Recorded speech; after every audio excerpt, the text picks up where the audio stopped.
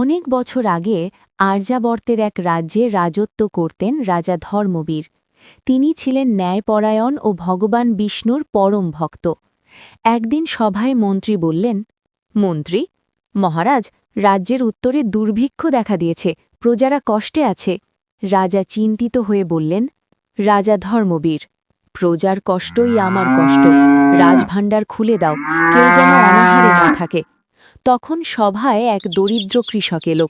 কৃষক, মহারাজ, খরা আমাদের সব শস্য নষ্ট করেছে, পরিবার নিয়ে বাঁচা দায়। রাজা সিংহাসন থেকে নেমে এসে বললেন, রাজা ধর্মবীর, ভয় পেও না, রাজা থাকলে প্রজা অনাথ হয় না। রানী মাধবী পাশে দাঁড়িয়ে বললেন, রানী, প্রজাদের জন্য রাজকোষের সোনা নয়, হৃদয়ের দয়া দরকার। সেই রাতে রাজা মন্দিরে প্রার্থনা করলেন, রাজা ধর্মবীর, হে নারায়ণ, আমাকে শক্তি দাও, যেন আমি ন্যায়ের পথ ছাড়ি না। পরদিন এক সাধু এলেন। সাধু, রাজন, সত্য ও ধর্মে অটল থাকলে রাজ্য চিরস্থায়ী হয়।